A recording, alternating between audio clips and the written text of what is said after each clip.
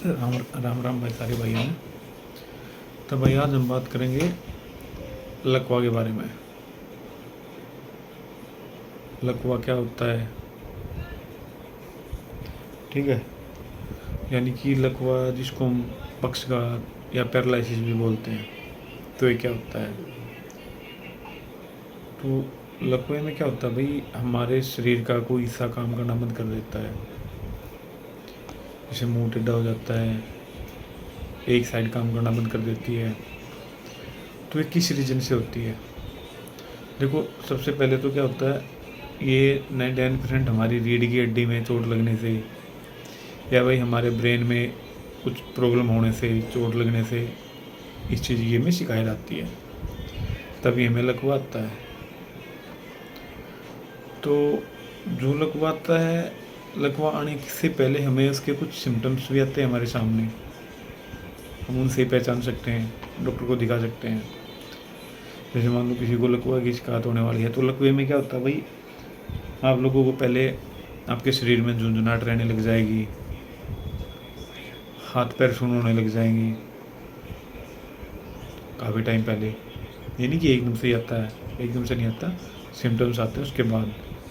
भाई बोलने में दिक्कत, खाना खाते हो निगलने में दिक्कत, सुनने में दिक्कत, कई सारी ऐसी प्रॉब्लम्स हैं जो हमें आती हैं, ठीक है।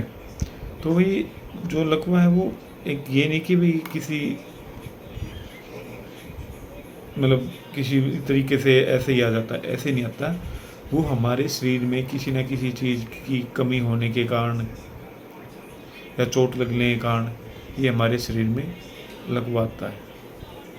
और जो लकवा हमारे शरीर में आता है, वो हमारी जो रीढ़ की हड्डी है उसको या ब्रेन को कोई भी क्षति या हानि होती है ना, जो नुकसान होता है, तो उसके बाद ही हमारे शरीर में लकवा आता है भाई। और लकवा भी भाई 4 प्रकार का होता है।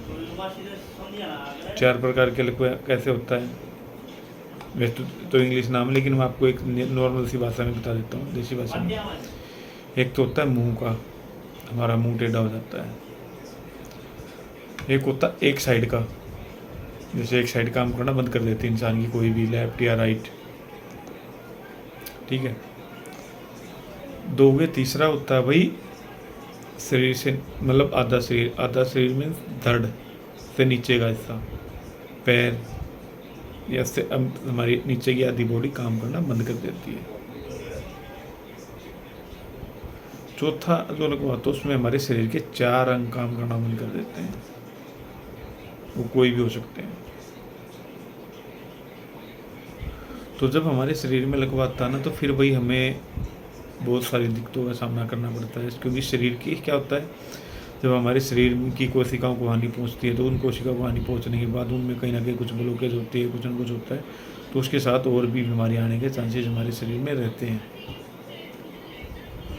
तो सबसे ज़्यादा तो मोस्टली तो क्या होता है, आने का चांसेस क्या रहता है कि विटामिन बी जो 12 बी होता है ना, विटामिन 12 बी जो होता है उसकी कमी, और जो हमारे शरीर में पोटाशियम यानी जो इलेक्ट्रोलाइट्स का जो बैलेंस बिगड़ता है, बिगड़ने के कारण हमें लकवा यानी कि पक्षाघात होने का कारण बन सकते हैं। उसके अलावा भाई जैसे ही हमें लकवा मारता है, तो लकवा मारने के बाद हमें तुरंत डॉक्टर को दिखाना चाहिए, ठीक है। और आप लोगों को पता है लकवा में ना मोस्टली देसी दवाइयाँ ही काम करती हैं, देसी वैद्य जो होते हैं, क्योंकि वो गर्म दवाइयाँ देते हैं, मतलब जो देसी जड़ी बूटियाँ होती हैं उनसे हो जाता है, और उनको ठीक करने में 6 महीने से साल भर तक लग जाता है, बंदा ठीक हो जाता है। तो वही जो लकवा है उसमें खाने के लिए हमें भाई आप संतरा ले लो, दूध ले लो, ठीक है, संतुलित आहार, पालक वगैरह हरी सब्जियों का यूज़ करो,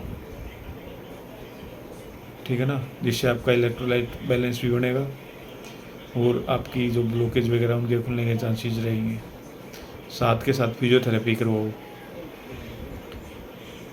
भाई, मूली के तेल की मालिश करवाओ, मसाज करवाओ, अश्वगंधा लो। अश्वगंधा लेने से क्या होता है, वो हमारी नसों को मजबूत बनाती है और ब्लॉकेज को खोलने का काम करती है, उसका सेवन करो। काली मिर्चों का और शहद का सेवन करो दिन में 3 से 4 बार।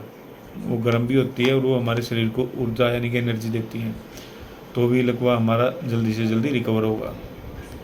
उसके अलावा भाई जो क्या होता है, हमें क्या नहीं खाना चाहिए। देखो जिन लोगों को लकवा आ जाता है ना, उन लोगों के लिए परहेज बहुत महत्वपूर्ण होते हैं भाई। तो लकवा वाले मरीजों को भाई कोई भी तली पड़ी चीज़ें घर में बना लेते हैं ना, उन चीज़ों का परहेज करना चाहिए। या बाहर की चीज़ें जैसे बर्गर, ब्रेड, समोसे, पकोड़े, ठंडी चीज़ें, कोल्ड ड्रिंक्स वगैरह जो होती हैं, इनका सेवन नहीं करना है। अगर आप लोग इनका सेवन करोगे तो लकवा आपका कभी भी ठीक नहीं होगा। अगर आपको लकवा से का उपचार करना है तो जो दवाइयाँ जो मैंने आपको जैसे मालिश, मसाज वगैरह बताई है, इनका यूज करो, डॉक्टर की सलाह लो। और भी जो तली हुई चीज़ें हैं, जो उन चीज़ों का परहेज करो, तो आपको कभी मतलब जो भी अगर कोई भाई लकवाग्रस्त है तो वो जल्द से जल्द रिकवरी कर जाएगा। आज के लिए इतना ही। राम राम भाई।